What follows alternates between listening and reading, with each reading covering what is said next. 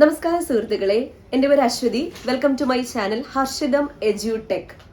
ഇന്ന് short current അഫയേഴ്സിന്റെ class ആണ്. അപ്പോൾ നിങ്ങൾ അവസാനവട്ട റിവിഷന് വേണ്ടിയിട്ട് കറണ്ട് അഫയേഴ്സ് 2022 ആൻഡ് 23 രണ്ട് പ്ലേലിസ്റ്റ് ഞാൻ ക്രിയേറ്റ് ചെയ്തിട്ടുണ്ട്. അതിനകത്താണ് ഈ എല്ലാ ക്ലാസ്സുകളും ഇട്ടിട്ട് പോകുന്നത്. അപ്പോൾ ആ പ്ലേലിസ്റ്റുകളിലെ ക്ലാസ്സുകൾ ഒന്നെടുത്ത് റിവൈസ് ചെയ്തിട്ട് പോകൂ. ഒരുപാട് ചോദ്യങ്ങൾ അതിൽ തന്നെ അടങ്ങിയിട്ടുണ്ട്. അപ്പോൾ ഇന്നത്തെ ക്ലാസ്സിലേക്ക് പോവാം. സബ്സ്ക്രൈബ് ചെയ്യാതെ ആരെങ്കിലും കാണുന്നുണ്ടെങ്കിൽ സബ്സ്ക്രൈബ് ചെയ്ത് സപ്പോർട്ട് ചെയ്തേക്കണേ. പിന്നെ വീഡിയോസ് ഒക്കെ ഇഷ്ടമാവുകയാണെങ്കിൽ ലൈക്ക് ചെയ്യാനും കൂടി ഒന്ന് ശ്രമിക്കാം. തുടങ്ങാം. ആദ്യത്തെ പോയിന്റ് സന്തോഷ് ട്രോഫി ഫുട്ബോൾ കിരീടത്തെ പറ്റിയാണ്. 2023 സന്തോഷ് ട്രോഫി ഫുട്ബോൾ കിരീടം നേടിയത് കർണാടകയാണ്. 2023 സന്തോഷ് ട്രോഫി ഫുട്ബോൾ കിരീടം നേടിയത് കർണാടകയാണ്. ആരെയാണ് പരാജയപ്പെടുത്തിയത്?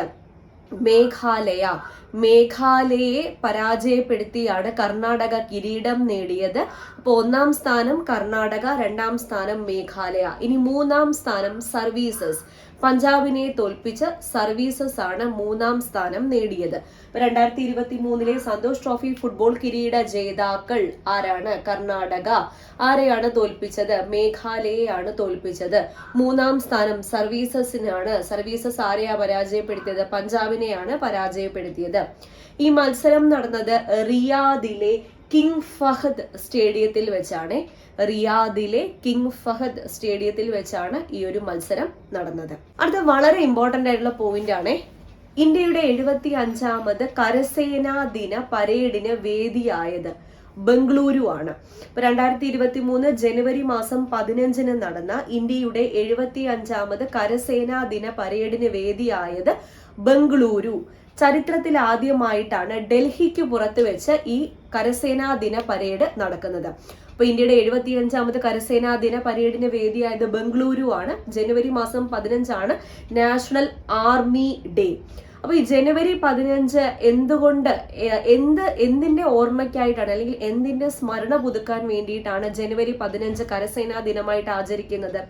ബ്രിട്ടീഷ് ജനറൽ ഫ്രാൻസിസ് റോയ് ബുച്ചറിൽ നിന്നും ഫീൽഡ് മാർഷൽ KM കരിയപ്പ നേതൃത്വം ഏറ്റെടുത്തതിന്റെ സ്മരണ പുതുക്കാൻ വേണ്ടിയിട്ടാണ് ജനുവരി 15 കരസേനാ ദിനമായിട്ട് ആചരിക്കുന്നത്. ഇപ്പൊ 75ാമത് കരസേനാ ദിനം 2023 ജനുവരി 15 വേദി എവിടെയായിരുന്നു? ബംഗളൂരുവിലായിരുന്നു വേദി. ചരിത്രത്തിൽ ആദ്യമായിട്ടാണ് ഡൽഹിക്ക് പുറത്ത് വേദിയാകുന്നത്.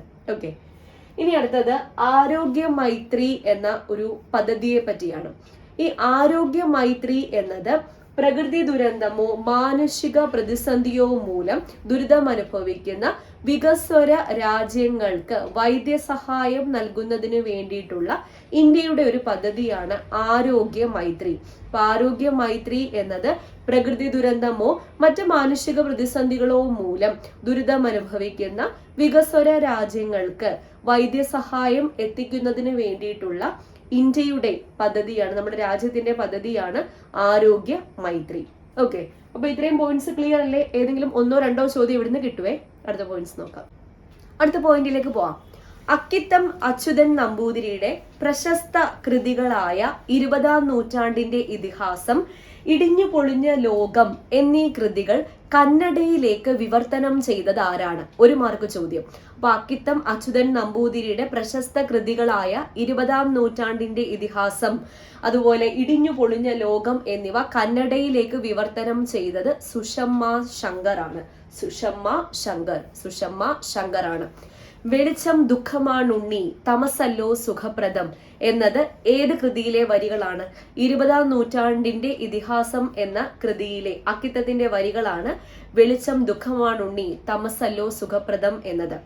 ജ്ഞാനപീഠ പുരസ്കാരം ലഭിക്കുന്ന 6ാമത്തെ മലയാളിയാണ് അക്കിത്തം അച്യുതൻ നമ്പൂതിരി. അക്കിത്തത്തിന് ജ്ഞാനപീഠ പുരസ്കാരം ലഭിച്ചത് 2019. അപ്പൊ ജ്ഞാനപീഠ പുരസ്കാരം ലഭിക്കുന്ന 6ാമത്തെ മലയാളിയാണ് അക്കിത്തം. അക്കിത്തത്തിന് ജ്ഞാനപീഠ പുരസ്കാരം ലഭിച്ചത് 2019. മറ്റ് 5 മലയാളികൾ ആരൊക്കെയാണ്? ഒന്നാമത്തേത് G ശങ്കരക്കുറുപ്പ്. ജ്ഞാനപീഠ പുരസ്കാരം ലഭിക്കുന്ന ആദ്യത്തെ വ്യക്തിയും ആദ്യത്തെ മലയാളിയും G ശങ്കരക്കുറുപ്പ് തന്നെയാണ്. 2ാമത്തേത് SK Pottekkatt. 3ാമത് Thakazhi Sivasankara Pillai. 4ാമത് MD Vasudevan Nair. 5ാമത് ONV Kurup. 6ാമത് Akkitham Achuthan Namboothiri. അപ്പൊ അക്കിത്തത്തിന് 2019 ജ്ഞാനപീഠ പുരസ്കാരം ലഭിച്ചത്. കൂടാതെ ഇദ്ദേഹത്തിന് 2019 ONV സാഹിത്യ പുരസ്കാരവും ലഭിച്ചു. 2019 ONV സാഹിത്യ പുരസ്കാരവും ആർക്ക് തന്നെയാണ് ലഭിച്ചത്? അക്കിത്തത്തിന് തന്നെയാണ് ലഭിച്ചത്. 2022 തപസ്യ കലാവേദിയുടെ അക്കിത്തം പുരസ്കാരം ലഭിച്ചത് ആർക്ക്? 2022 തപസ്യ കലാവേദിയുടെ അക്കിത്തം പുരസ്കാരം ലഭിച്ചത് ശ്രീകുമാരൻ തമ്പിക്കാണ്. ശ്രീകുമാരൻ തമ്പി. ഓക്കെ, അപ്പൊ അക്കിത്തത്തിന്റെ 2 കൃതികൾ 20-ാം നൂറ്റാണ്ടിന്റെ ഇതിഹാസം, ഇടിഞ്ഞു പൊളിഞ്ഞ ലോകം എന്നീ 2 കൃതികൾ കന്നഡ ലാംഗ്വേജിലേക്ക്, കന്നഡയിലേക്ക് വിവർത്തനം ചെയ്തത് ആരാണ്?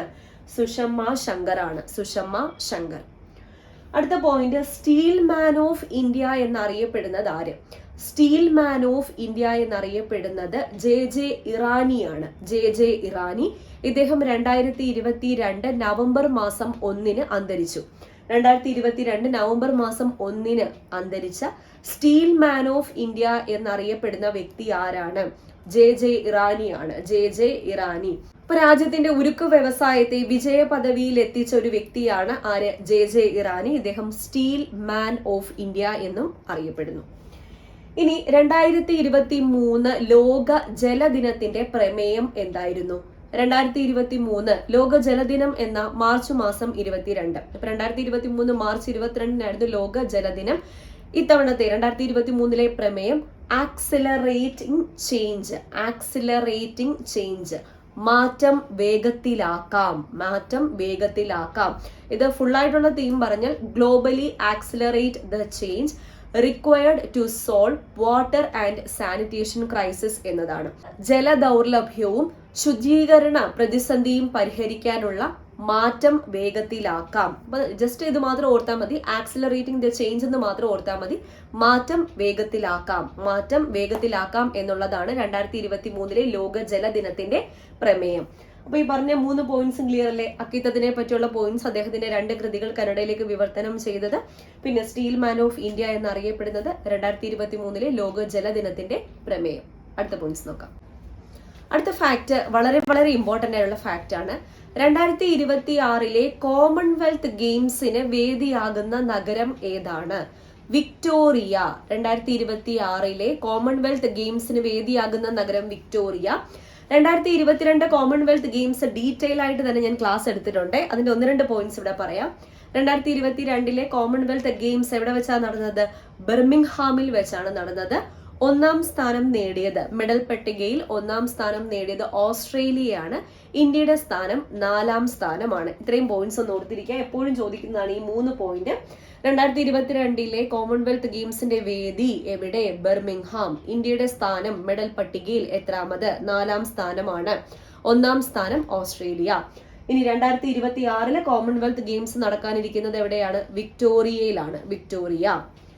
അടുത്തത് 2022 സരസ്വതി സമ്മാനം ആർക്കാണ് ലഭിച്ചത്?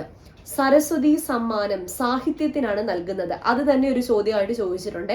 സരസ്വതി സമ്മാനം ഏത് മേഖലയ്ക്കാണ് നൽകുന്നത്? സാഹിത്യത്തിനാണ് സരസ്വതി സമ്മാനം നൽകുന്നത്. KK ബിർള ഫൗണ്ടേഷൻ ആണ് ഈ ഒരു പുരസ്കാരം ഏർപ്പെടുത്തിയത്. KK Birla foundation. പുരസ്കാര തുക 15 ലക്ഷം രൂപയാണ് പുരസ്കാര തുക. അപ്പൊ കറണ്ട് ആയിട്ടുള്ള ഫാക്ടിലേക്ക് വന്നാൽ 2022 സരസ്വതി സമ്മാനം ലഭിച്ചത് ആർക്ക്? ശിവശങ്കരിക്കാണ്. ശിവശങ്കരി തമിഴ് റൈറ്റർ ആണ്. തമിഴ് സാഹിത്യകാരിയാണ് ശിവശങ്കരി. അപ്പോൾ ശിവശങ്കരിയുടെ 2019 പ്രസിദ്ധീകരിച്ച സൂര്യവംശം ഈ ഒരു പുരസ്കാരം ലഭിച്ചത്. സൂര്യവംശം 2019 പ്രസിദ്ധീകരിച്ച സൂര്യവംശം എന്ന ഈ ഒരു പുരസ്കാരം ലഭിച്ചത്. 2022 സരസ്വതി സമ്മാനം ലഭിച്ച ശിവശങ്കരി ഏത് ലാംഗ്വേജിലെ എഴുത്തുകാരിയാണ് എന്ന് ചോദിച്ചാൽ തമിഴാണ്. തമിഴ് ഇമ്പോർട്ടന്റ് ആണ്, പഠിച്ചോണം. അടുത്തത് ആസാദി ക്വസ്റ്റ്. ആസാദി ക്വസ്റ്റ് എന്നത് ഓൺലൈൻ എഡ്യൂക്കേഷൻ സീരീസ് ആണ്, ഗെയിം സീരീസ് ആണ്. ഓൺലൈൻ വിദ്യാഭ്യാസ ഗെയിം സീരീസ് ആണ് ആസാദി ക്വസ്റ്റ്. ക്വസ്റ്റ് എന്നത് ക്വസ്റ്റ്യൻ എന്നുള്ള മീനിങ്ങിലേക്ക് ഓർത്താൽ മതി. അപ്പോൾ ഓൺലൈൻ എഡ്യൂക്കേഷൻ ഗെയിം സീരീസ് ആണ് ആസാദി ക്വസ്റ്റ്. സ്വാതന്ത്ര്യത്തിന്റെ 75-ാം വാർഷികം ആഘോഷിക്കുന്ന ഈ വേളയിൽ ആസാദി കാ അമൃത് മഹോത്സവത്തിന്റെ ഭാഗമായിട്ട് പുറത്തിറക്കിയ ഓൺലൈൻ എഡ്യൂക്കേഷൻ ഗെയിം സീരീസിന്റെ പേരാണ് ആസാദി ക്വസ്റ്റ്. 2023 ഓഗസ്റ്റ് മാസം 15 75-ാം വാർഷികം ആഘോഷിക്കുന്നത്. അപ്പം ഒരു വർഷം നീണ്ടു നിൽക്കുന്ന 2023 ഓഗസ്റ്റ് മാസം 15 വരെ ഒരു വർഷം നീണ്ടു നിൽക്കുന്ന പ്രോഗ്രാംസ് സംഘടിപ്പിക്കുകയുണ്ടായി. അതാണ് ആസാദി കാ അമൃത് മഹോത്സവ് എന്ന പേരിൽ അറിയപ്പെടുന്നത്. അപ്പൊ അതിന്റെ ഭാഗമായിട്ട് പുറത്തിറക്കിയ ഓൺലൈൻ എഡ്യൂക്കേഷൻ ഗെയിം സീരീസിന്റെ പേരെന്താണ്? ആസാദി ക്വസ്റ്റ് എന്നതാണ്. ഓക്കെ, അടുത്ത ചോദ്യം നോക്കാം. അടുത്ത പോയിന്റ് പറയട്ടെ. വിജയനഗരം, വിക്ടറി സിറ്റി എന്നത് ആരുടെ കൃതിയാണ്? ഇമ്പോർട്ടന്റ് ആണ്. സൽമാൻ റുഷ്ദിയുടെ കൃതിയാണ് victory city. Victory city, Vijayanagaram എന്നത്. കേന്ദ്ര വിദേശകാര്യ മന്ത്രി എസ് ജയശങ്കറിന്റെ ഒരു കൃതി പുറത്തിറങ്ങി. ദ ഇന്ത്യ വേ എന്നത് ആരുടെ കൃതിയാണ്? എസ് ജയശങ്കറിന്റെ കൃതിയാണ്. വിദേശകാര്യ മന്ത്രിയായ എസ് ജയശങ്കറിന്റെ കൃതിയാണ് ഏത്? ദ ഇന്ത്യ വേ. ഇതിന്റെ മറാഠി പരിഭാഷയും പുറത്തിറങ്ങിയിരുന്നു. ആ മറാഠി പരിഭാഷയുടെ പേരാണ് ഭാരത് മാർഗ്. ദ ഇന്ത്യ വേയുടെ മറാഠി പരിഭാഷയും പുറത്തിറങ്ങി. അതിന്റെ പേരെന്താണ്? ഭാരത് മാർഗ്. ഇനി 2022 PK കാളൻ പുരസ്കാരം നേടിയത് ആരാണ്? PK കാളൻ, PSCയുടെ സ്ഥിരം ചോദ്യം. ഗദ്ദിക. PK കാളൻ ഏത് കലാരൂപവുമായി ബന്ധപ്പെട്ടിരിക്കുന്നു? ഗദ്ദിക കലാരൂപവുമായി ബന്ധപ്പെട്ടിരിക്കുന്നു. സംസ്ഥാന സർക്കാർ നൽകുന്ന പുരസ്കാരമാണ് PK കാളൻ പുരസ്കാരം. അത് നമ്മുടെ നാടൻ സംസ്കാരത്തിന്റെ പരിപോഷണമൊക്കെ മുന്നിൽ കണ്ടുകൊണ്ട് സംസ്ഥാന സർക്കാർ നൽകുന്ന പുരസ്കാരമാണ് PK കാളൻ പുരസ്കാരം. 2022 PK കാളൻ പുരസ്കാരം നേടിയത് ചെറുവയൽ K രാമനാണ്. ഇദ്ദേഹം കാർഷിക മേഖലയാണ് ഇദ്ദേഹത്തിന്റെ മേഖല. ഇദ്ദേഹത്തിന് 2023 പത്മശ്രീ പുരസ്കാരം ലഭിച്ചു. കാർഷിക മേഖലയിലെ ഇദ്ദേഹത്തിന്റെ സംഭാവനകൾക്ക് 2023 പത്മശ്രീ പുരസ്കാരം ലഭിച്ചു. PK കാളൻ പുരസ്കാരം 2022 നേടിയതും ചെറുവയൽ K രാമനാണ്. പുരസ്കാര തുക 1 ലക്ഷം രൂപ. 1 ലക്ഷം രൂപയാണ് പുരസ്കാര തുക. കൂടാതെ ചെറുവയൽ K രാമന് കേരള ഭക്ഷ്യ കമ്മീഷന്റെ പ്രഥമ ഭക്ഷ്യ ജാഗ്രതാ പുരസ്കാരവും ലഭിച്ചു. അപ്പൊ കേരള ഭക്ഷ്യ കമ്മീഷന്റെ പ്രഥമ ഭക്ഷ്യ ജാഗ്രതാ പുരസ്കാരവും ലഭിച്ചത് ആർക്കാണ്? ചെറുവയൽ K രാമനാണ്. ഇദ്ദേഹത്തിന്റെ ഒരു ചോദ്യം ഉറപ്പായിട്ടും കിട്ടും, പഠിച്ചു വെച്ചേക്കണം. ഓക്കെ, അപ്പൊ ഇത്രയും ഏറ്റവും പ്രധാനപ്പെട്ട ഷുവർ ഷോട്ട് കറണ്ട് അഫയേഴ്സ് ആണ് ഇന്നത്തെ ക്ലാസ്സിൽ ഡിസ്കസ് ചെയ്തത്. എല്ലാം മനസ്സിലായി എന്ന് വിചാരിക്കുകയാണ്. ഇപ്പൊ തന്നെ പഠിച്ചു പോയി എന്ന് വിചാരിക്കുകയാണ്. എന്തെങ്കിലും ഡൗട്ട് ഉണ്ടെങ്കിൽ താഴെ ചോദിച്ചാൽ മതി. വീഡിയോ ഇഷ്ടപ്പെട്ട ലൈക്ക് ചെയ്തിട്ട് പോണേ. സബ്സ്ക്രൈബ് ചെയ്യാതെ ആരെങ്കിലും കാണുന്നുണ്ടെങ്കിൽ സബ്സ്ക്രൈബ് ചെയ്ത് സപ്പോർട്ട് ചെയ്തേക്കാം. അപ്പോൾ വീണ്ടും കാണാം. Tata, bye bye, thank you.